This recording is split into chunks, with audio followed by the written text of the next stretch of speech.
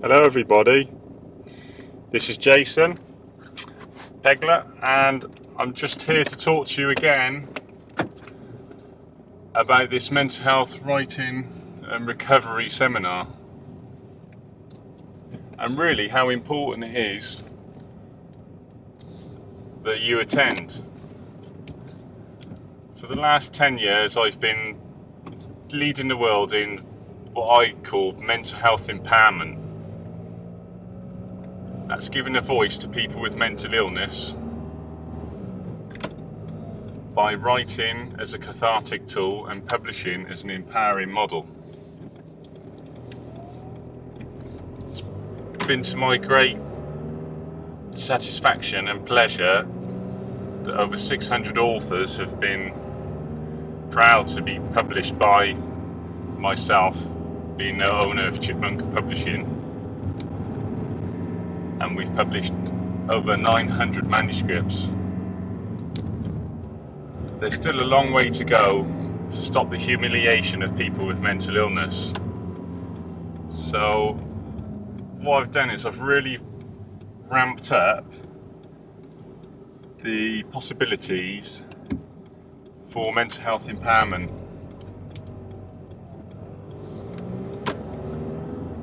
I've actually ramped it up so much so I want to offer you really just fantastic value.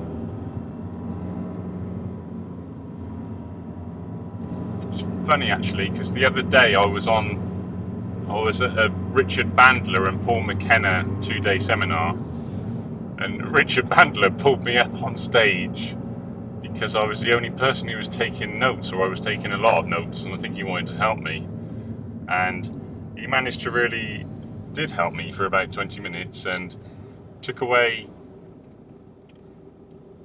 the responsibility that I felt I had. I felt like I had the whole world on my shoulders, and it was really my fault if people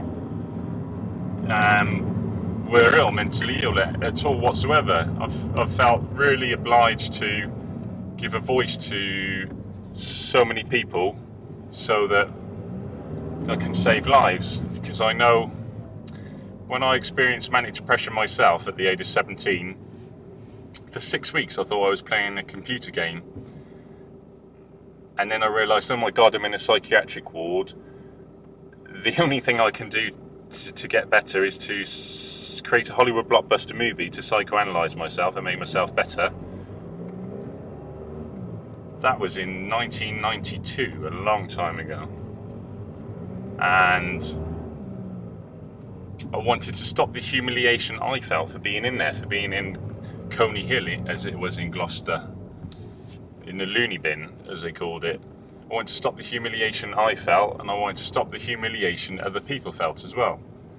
And it was critical to stop the humiliation that everyone feels for having a mental illness, especially with manic depression, but with everything.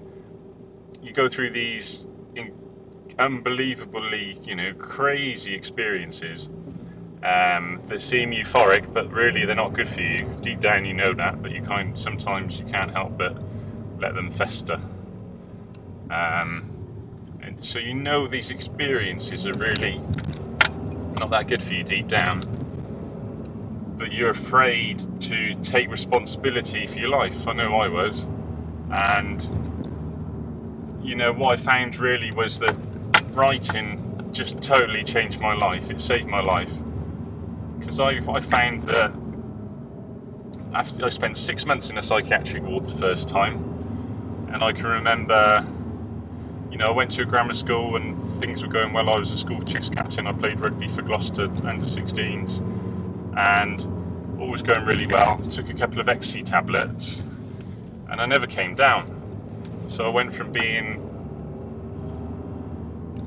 doing quite well at school to I was going to take my Oxford University entrance exam. My whole life was completely blown upside down because I went off my head. And then after 6 months on the ward, the day they left, they said, oh, by the way, you've got manic depression. Never even heard of it before, I don't think. And they said, oh, it may or it may not happen again. And what happened to me? Well, I went through, saw a counsellor about once a week for a year, and I had to leave school early on a Friday, I think it was, and left about lunchtime, so that was alright, I guess. And then I would speak to this guy for about an hour, and it just about all the problems I had and was I coping with it. And then just one day after about a year, I said, look, I'm not going to come and see you again. He said, well, I'm still here if you need you. So I was grateful at the time for someone to talk to, but it didn't really do anything. It didn't really help. You know, maybe I didn't help myself, or maybe, so I believe now that, you know, maybe counselling doesn't really do much whatsoever. So, cut a long story short, I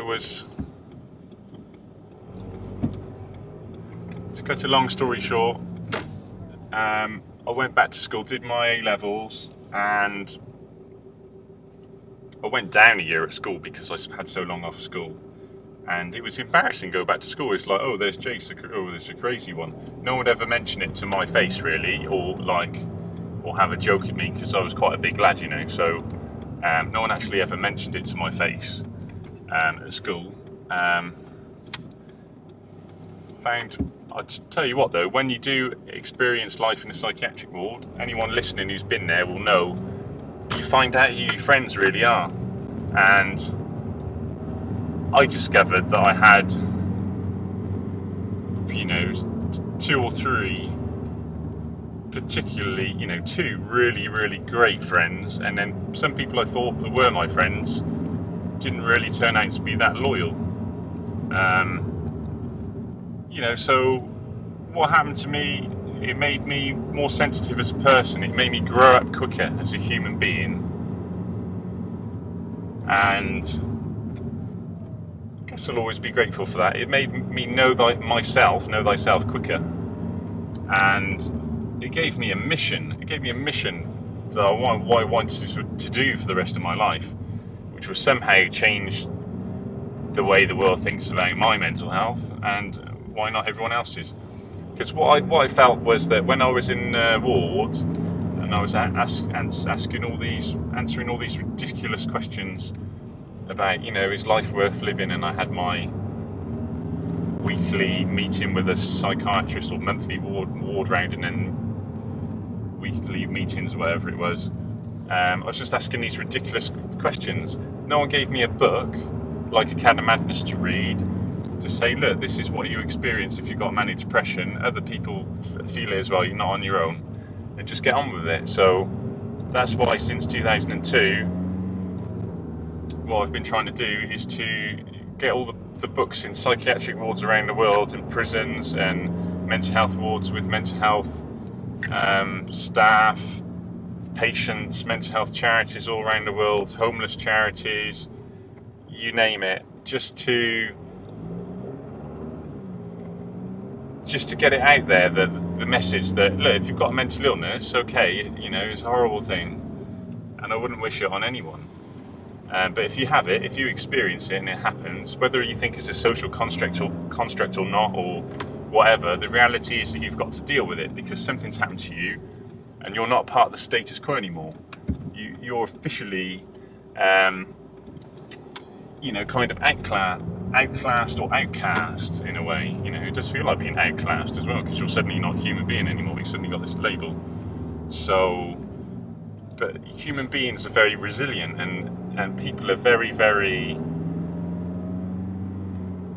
you know, people have the capacity to survive incredible things. You know, you hear stories about people who survive in concentration camps for several years, and they managed, you know, not be too badly affected mentally, because they have a vision, they have a goal in mind at the end, where they imagine being with their family again or something, and that blocks out all the torture, all the pain. And I guess this is kind of what happened with me in my own bipolar, but it took me a long time to recover. So between 1992 and the year 2000, I'd spent over a year in 5 different psychiatric wards, had 4 different episodes, but had been in 5 different psychiatric wards, over a year in the psychiatric wards, and 2 years suicidal. And, you know, I got to university, I ended up taking a degree in classical studies. When I went to university, I ended up drinking, being an alcoholic for a year, because I thought, well, I was crazy, I'll be the craziest drinker at university, and I'll just make a film script, you know, and then be the, you know, the next Quentin Tarantino I admired at the time. And then I had a kind of another transformation when I read Elizabeth Wurzel's Prozac Nation, which was a famous book on, and still is a famous book on, depression. And the thing is, I felt sorry for her at the end of the book. She was still unhappy. And I thought, well, hang on a minute, what kind of message is that sending to the world of mental illness? I mean, she's still, you know, desperately unhappy at the end of the book. Surely I could write something a bit more positive than that and make a difference. And I would find it cathartic as well, because I'd always like writing, and it would eventually get my film out quicker and all this kind of thing. So, and I'd written a couple of film scripts when I was 19 years of age, and not really done much with them. I entered 1 or 2 competitions actually, and they said they didn't receive them. It was strange, bizarrely enough, at Manchester University. Anyway, so what I'm saying is that you know, I spent all this time kind of, you know, really living within my mental illness, and not out of it. I was self-manifesting it, and I wasn't really that much better until I started writing about my own experiences. I wrote for 2 weeks in the summer after I finished university, so that was July 1998, and I showed it to my girlfriend at the time and her friend, and one had schizophrenia, the other was bipolar, or manic depression as it was called then, and now we're bipolars, of course. And what the unbelievable thing was, you know, really, really unbelievable, was that they were so excited and so ecstatic that they were running up and down all around the house going, wow, that's exactly how I feel it too. That's it, that's the stigma that I feel, that's the humiliation that I feel, that's the way it is, you know. And it was, you know, I was saying, like, you know, how on earth do you live with a mental illness? You know, don't know, still trying to figure it out, don't know why, you know, all this kind of thing. And then for 2 years I was kind of in shock at what I'd done, and I knew that I would spend the rest of my life dedicating my life to understanding my own mental illness and trying to work out how I could make the world a better place, and how I could make a difference, and how I could, you know, make my own life successful and all the rest of it. And I knew it was going to be through writing, and I thought, well, hang on, you know, that's a bit of a challenge. So then my last psychiatric admission was in April 2000, so a long time ago now. And what was I, 25 years of age then? I was in hospital in Chelsea, and then I moved to St Thomas's Hospital, which is near Westminster. So yeah, I moved to St Thomas's Hospital, and I was in the care for about 12 weeks, and I read this book, Nelson Mandela's Long Walk to Freedom, and I thought, crikey, this guy has been through so much more than me. He's turned out, you know, inspiring millions of people. Surely I've just got to toughen up. I got to toughen up and get on with it. So I'd got kicked out of my flat for, I think I painted my flatmate's carpet like blue or something, and lots of bizarre things going on. But eventually I got taken to a hostel for a while. I was very fortunate that I was given my own flat in in a bit of a gang area actually in Vauxhall, but it was good for me to have my own space, and looking back I was really lucky to have that. So I started writing. So what did I do? Well, I wrote for 12 weeks, and I wrote stream of consciousness style, and I just thought, right, I'm going to write the whole, my whole life down and just get everything off my chest, and I just loved doing it. I was just so happy doing it. I was, I was unwell as well. I was on lots of medication, but I just went for it, and I didn't hold back, and it was like reliving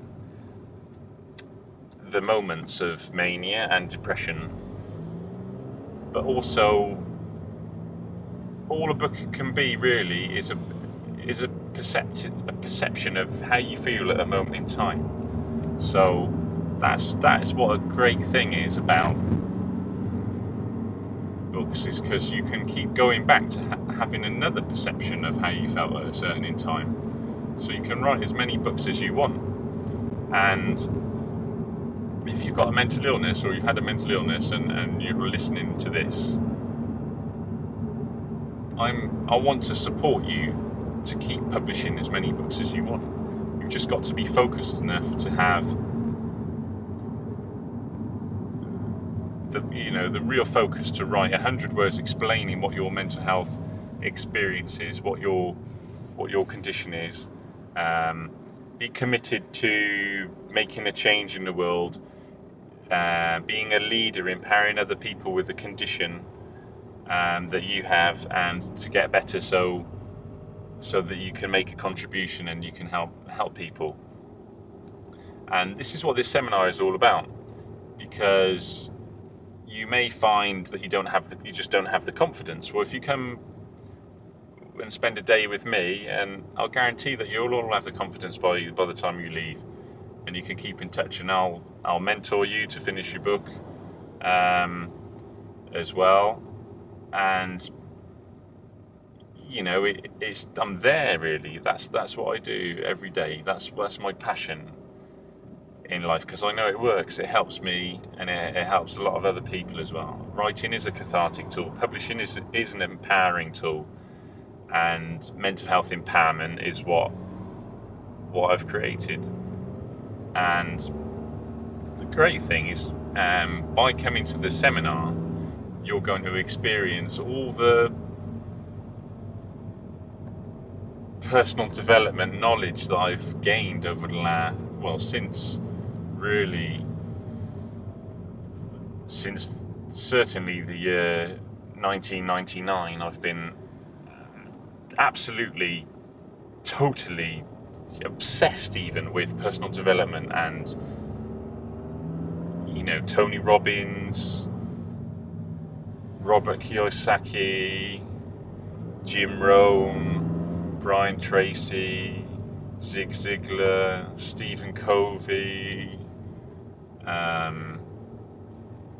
It's endless. There's so many good people out there to learn from.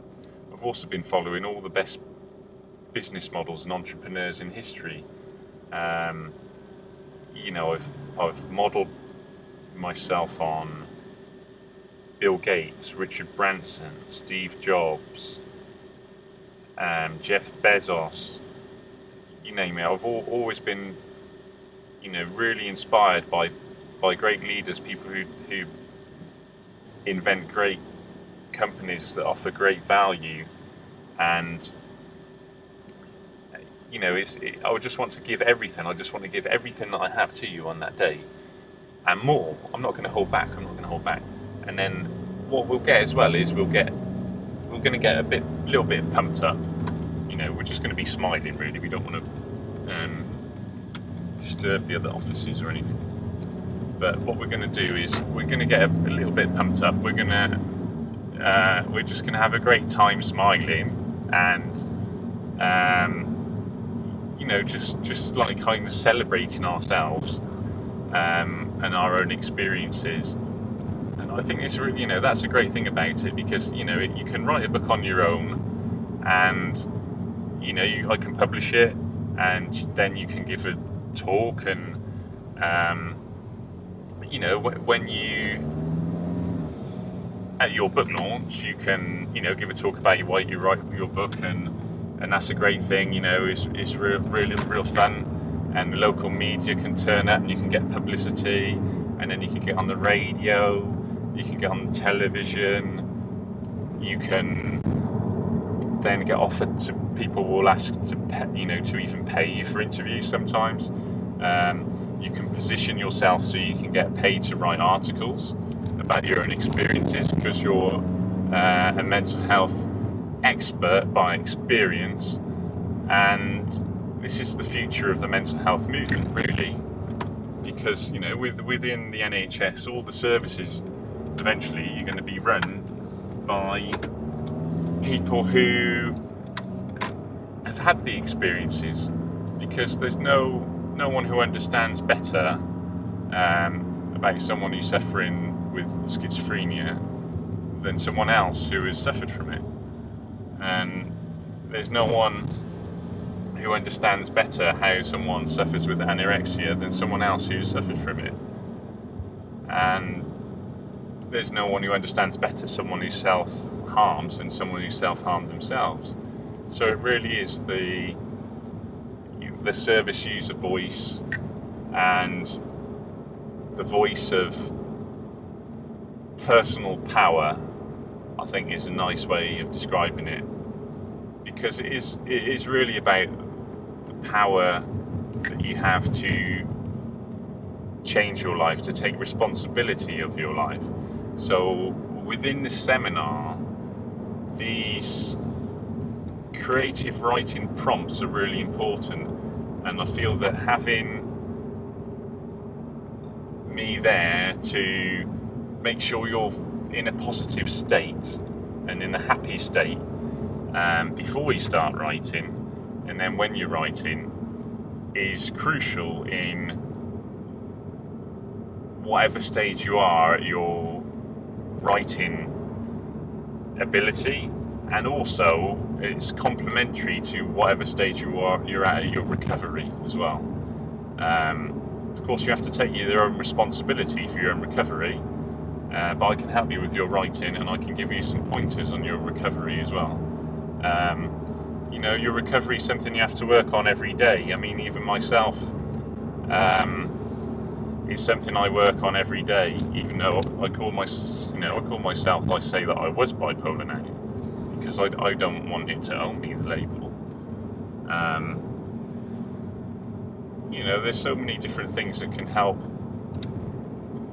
You know, make sure you get enough sleep, make sure you breathe properly, be physically fit, you know, have the right relationships, you know, work out your values in life, write down your goals, work out, you know, what you want to do with your life, and what contribution you want to make to the world, how you want to grow as a person, you know, how you can be fulfilled as a person.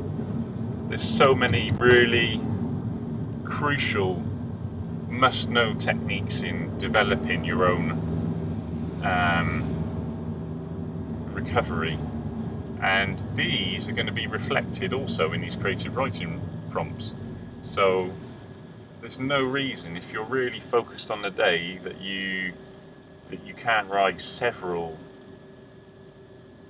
short poems or short stories, or a mixture of starting with, you know, with different writing prompts. I find this is what some people do, and the great thing is, if you pick a different one, if you pick a different one writing prompt each time, and that writing prompt complements an attribute or a skill, even a skill that is important for you to develop for your own well-being, then that's really good. And then you might find yourself that you're writing a selected works of poems or something, or that you can even write several reports or books that by writing them and by focusing on them, then you've got your blueprint for your own well-being, your own ultimate well-being. And this is, you know, you learn so much more when you're not on your own, and when you're with like-minded people who are also pushing themselves. And what I mean by pushing yourselves, I mean, you know, we're going to be stretching ourselves as individuals on the day. We're going to be stretching ourselves as writers. We're going to be stretching ourselves as leaders. We're going to be stretching ourselves as people. We're going to be stretching ourselves as people with compassion, as team players with other people there. We're going to be stretching ourselves as carers as well, carers for other people with who have mental health experiences. So I really believe that in life that you can choose how you feel about things. And you know, you hear this a lot in the personal development world, but with in the mental health world, I think it's going to be said more and more in the future. It's just so important, because I know from my own bad times that I wasn't stretching myself as a person, that accepting my bipolar, accepting that it could disable me so much was a reason for, you know, not getting up in the morning, not going out, not having friends, not getting a job, moaning, blaming others. And I mean, Jim Rohn says, you know, stop the self-blame list. It's just so important. The reference Jim Rohn, R-O-H-N, by the way. Check that guy out on YouTube. Sadly passed away now, but as incredible as ever. So I think it's crucial to take responsibility for your own mental health experiences. Take responsibility for your own mental health writing, your own recovery, and work out exactly how you can help yourself. Writing has been such an influential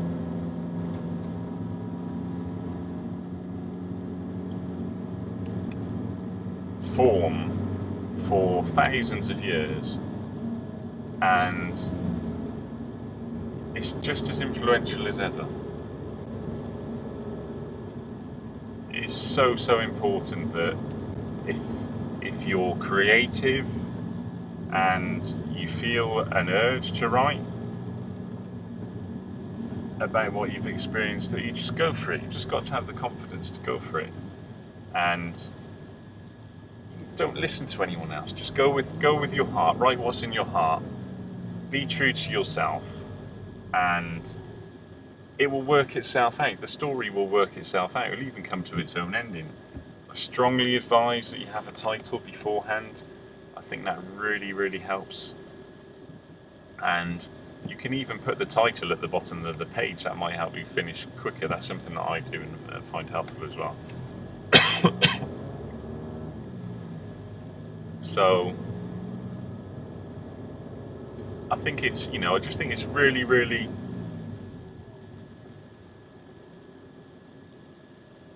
good of you to listen to me, and I really appreciate the time that you're spending, and I hope I'm offering value now. You know,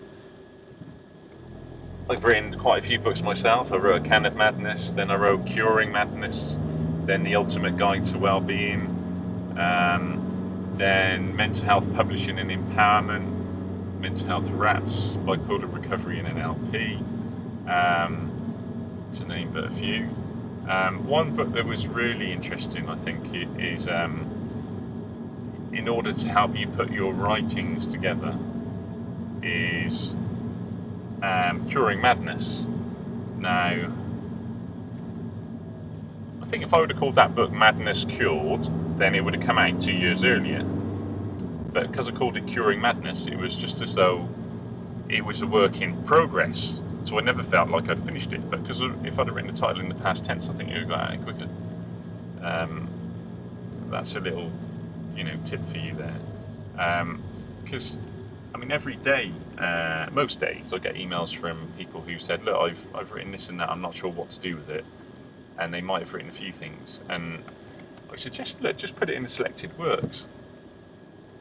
And the best book I ever read for my A-levels was Cicero's Selected Works. He was a Roman orator around in 100 BC. And it's just fantastic. He's such an interesting person that he would have his political, in this Selected Works, which was done by Penguin actually, and was an A-level text for us.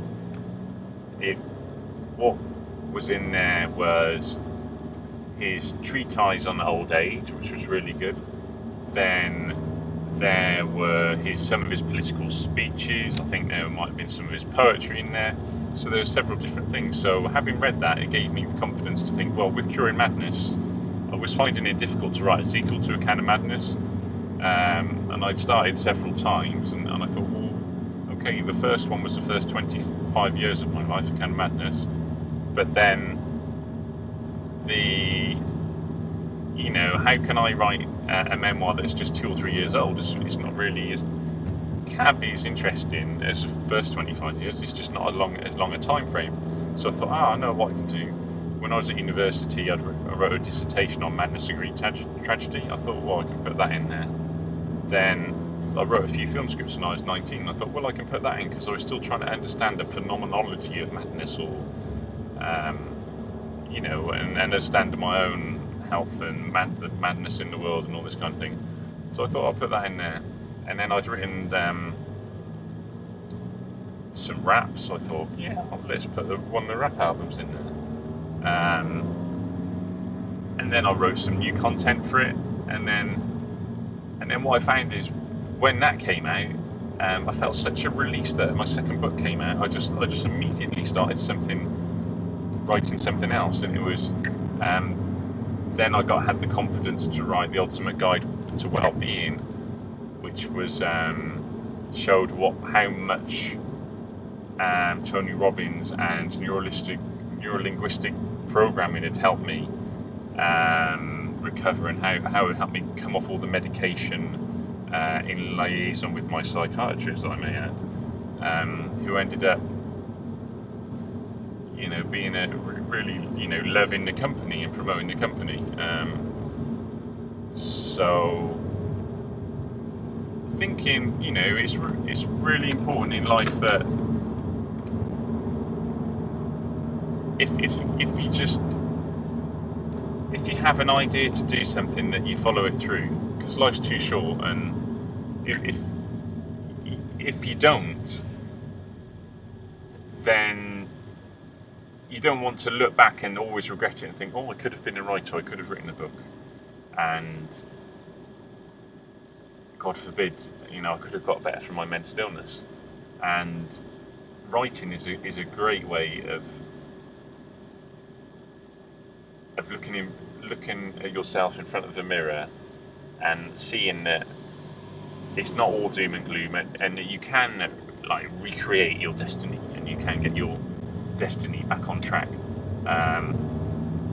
And I urge you to really, really think about that, because and act on it. Take massive action on it, because if you don't, you'll be a victim of the law of diminishing intent, as Jim Rohn describes it so well.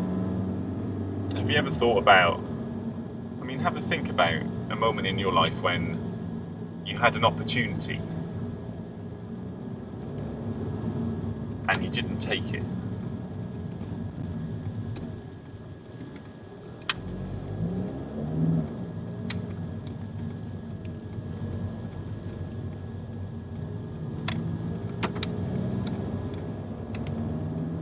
How does that feel?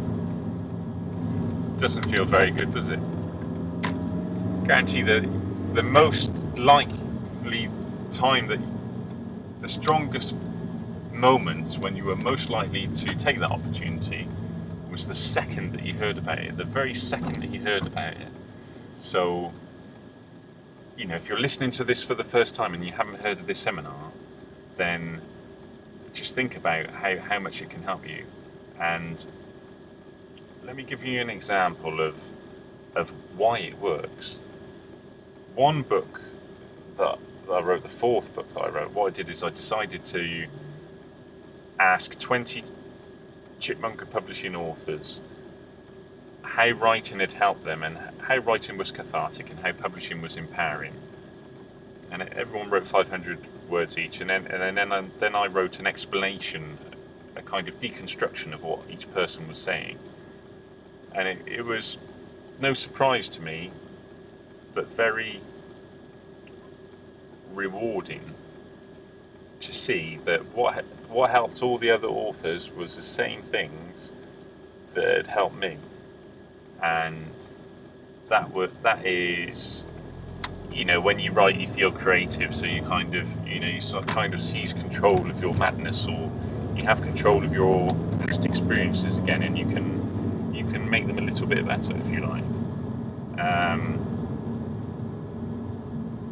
The actual writing process itself is it's a state of being. So it's a state of, you're in a heightened state of awareness, if you like, whilst you're writing, and it's a magical moment because you're. It's like you plug yourself out of the matrix, even, or into a new matrix, if you like, that many other people may never experience, because it's something very, very personal. And it can really help you understand yourself as well, understand the triggers what made you mad, understand your relationships better, understand, why you're friends with such and such a person, or also give you a reference to the timeline of your life and the significant moments in your life. And the more you understand about all of this, the more potential you have to move on as a person, so that the next time you have an opportunity to make a decision and do something different and make a 1-degree shift to make your life better one day, the more likely you are to seize the moment and to take action on it. So, writing it is an incredible experience, and then publishing being an empowering one. Well, there's so many different reasons for this. It's different for different people, but there's some reasons that are the same, like I said. So publishing is an empowering thing because you've taken something from your imagination and you've put it onto the page, and it's got recognition. So it gives you recognition, it gives you the feeling of ownership over something, and it's like you've turned something bad into something good, into a product that can sell, and it can, it can make you an income, make you some money, but also that it can give a contribution to other people and an insight for other people into their conditions, so they feel that they're not on their own as well. It's like a domino effect or a snowball effect even, because when you see your book for the first time, it's like, wow, I'm an author. I remember someone emailed me the other day with a testimonial, and they said, before I was published, I used to meet people and say that I'd had a nervous breakdown, and then nobody wanted to talk to me. But now when people contact me, I can say I'm a writer, and they always want to know more. So just having a book out can reduce social inclusion in a way. It can make you an expert in the eyes of other people with mental illness, with also in the mental health community, in related communities, and this can give you so many different ways of making a revenue if you can take advantage of it. So you can get paid to give interviews, you can pay to write articles, you can get paid to give talks, and let's face it, you're going to get paid as much as you think you're worth. So if you don't think you're worth anything to give a talk, then you won't get paid for it. But if you think that you're worth £500 or £1,000 and you position yourself right, and you let people know about it, then that's what you'll get paid. And I think it's a great deal of confidence can come from just having your book launch and reading your book out in front of everyone,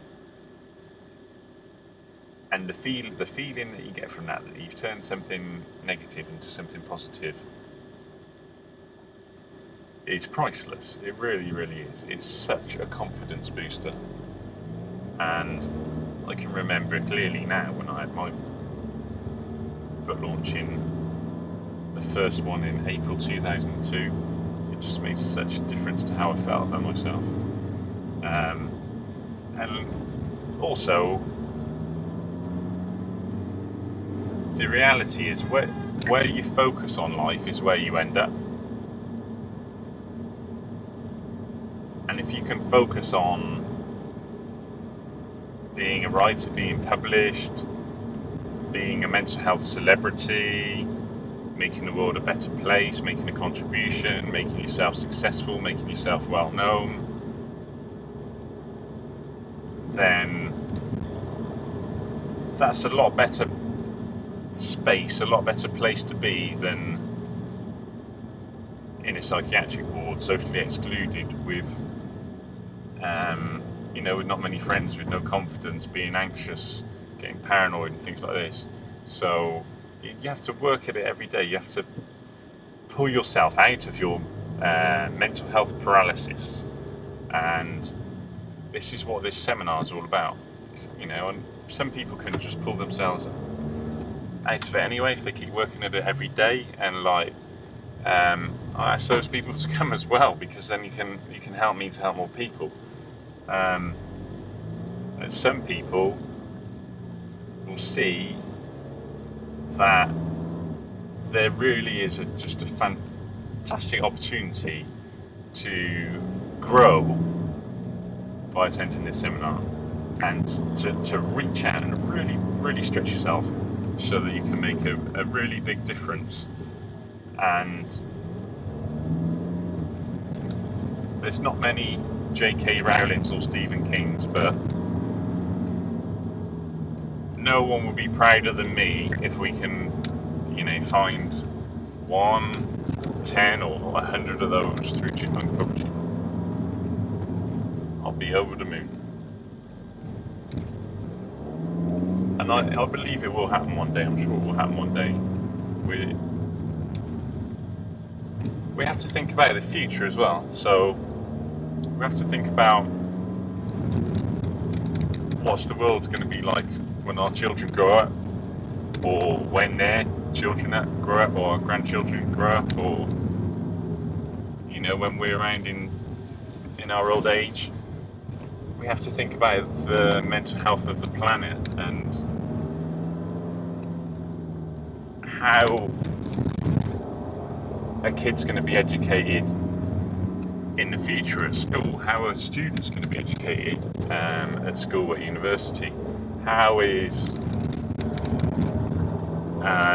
are young adults at work going to be educated about mental health? How in the future, if someone is stressed at work, how are they going to feel? What are companies going to do about people with mental illness? How are they going to give them opportunities? How are we as a mental health community going to make sure that we are making a contribution to the world? How are we going to make sure that we live in equilibrium? How are we going to make sure that we're really doing our part in and leaving our legacy so that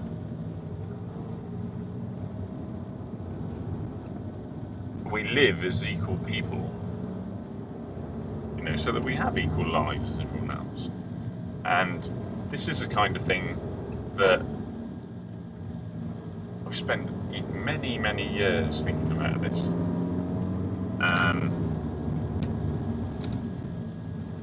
And I feel that I don't feel like it's my responsibility anymore. I feel it's the responsibility for all of us. And I believe in the universe, and I believe that we can plug into positive energy, and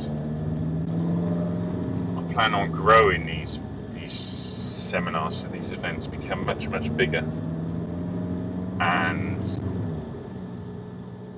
they're going to be, you know, we're going to have interactive webinars and membership groups, selling products, training manuals,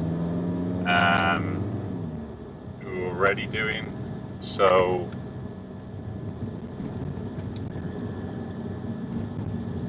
and a lot more audio products, CDs and DVDs, and there's just a great opportunity. I mean, there's already over 50 Chipmunka authors have set up their own company and doing really well just by having the confidence to be published.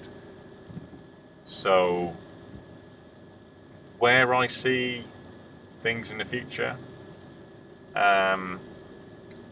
developing the mental health empowerment technology so that while we do more and more of these seminars and teach people to write positive things and publishing things, I'll be to the best people, I'll be rolling out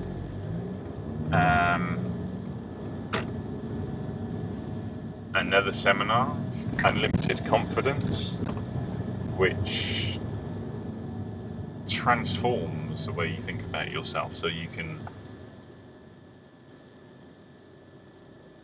be a significant figure in the mental health industry as it grows, and contribute to helping not just a few people or a few hundred people or a few thousand people, but tens of thousands, hundreds of thousands, perhaps even millions of people, and making your mark in the world so that if you did pass away and you were in heaven and an alien came up to you and go, hi, where are you from? You go, oh, I'm from Earth.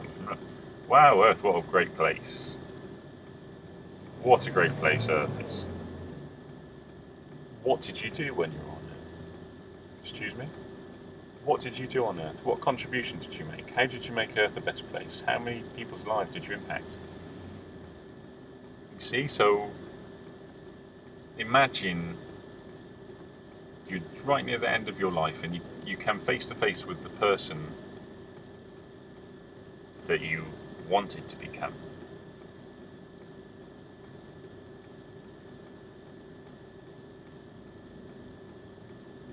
Are you looking at yourself or are you looking at somebody else? That's a really important point.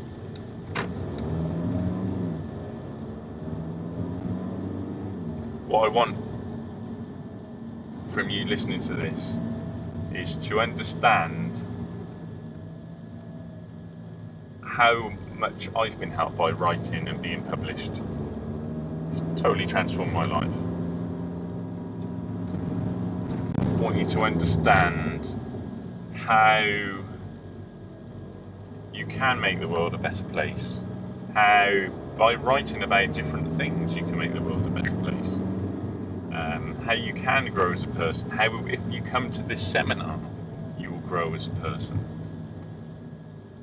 and how by coming to this seminar you'll make a bigger impact on humanity and your own personal development than you can possibly imagine.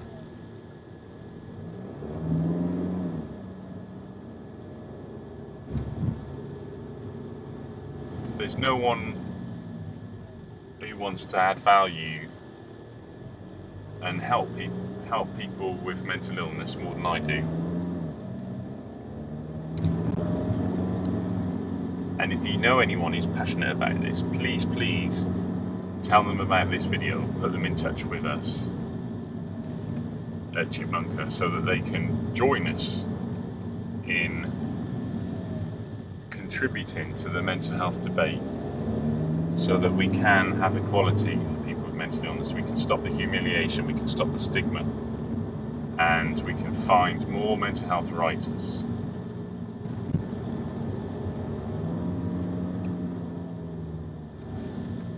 This seminar is going to be an amazing event.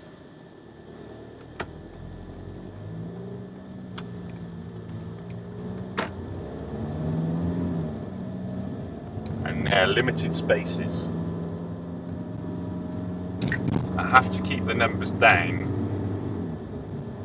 so there's great value, so that everyone there is focused enough, and I'm focused enough so that we get the most out of it.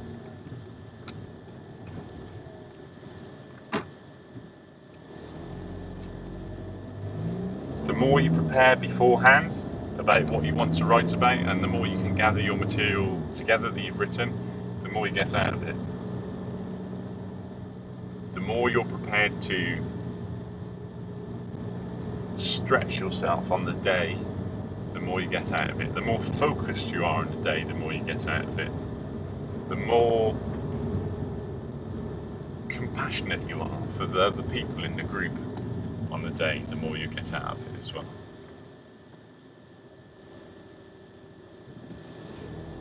One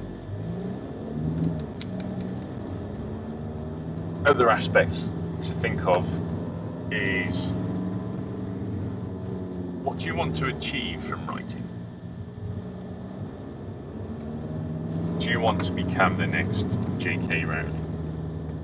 Do you want to just write and give back to the mental health community in some way? Do you want to write and be published and have confidence set up your own business? Do you want to write and learn how to promote yourself and promote your own brand so you become self-employed and be successful through setting up your own social enterprise, business or charity to serve people with your condition? What do you want out of it? Tell me on the day what you're looking for and what you want out of it. And that's really important to think about that now. You can't just go in and think, oh yeah, well, I'd like to do that. You know, there's time. It hasn't started yet. So once you sign up for it, just think about, really think about what you want out of it. As I said, where you focus on is where you end up. So the more you focus about what you want, the more direction you have, the more specific you are, the more likely you're going to be successful in that area. If you don't write down what you want to be successful in, how are you going to know when you see it? How are you going to identify opportunities where you can capture it?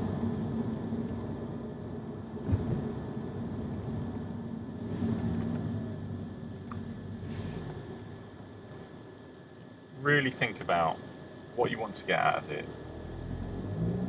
Also think about why you like writing. Why is it cathartic for you? How would publishing empower you? How could publishing empower you even more? And what are you going to do about it? What are you going to do about it to empower you more? How can you leverage your experience, your time, your influence, your expertise, your skills, your knowledge? How can you leverage all these areas so you can be the best person that you can be? Rafa Nadal is a good example of someone with great motivation. Funnily enough, he never aimed to be the best tennis player in the world. In an interview I heard him give, he just said all he aims to be is to be the best that he can be and to improve every time he plays. Because he has a laser-like focus.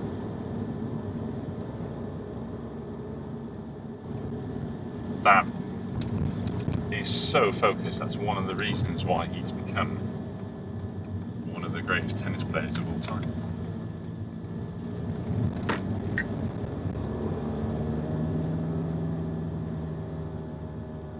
So I'm going to cut this off short soon. So I've told you a little bit about the seminar. I've told you how to prepare for the seminar. I've told you some more about mental health empowerment and what it can do, and I really urge you to sign up. You'll see a link below,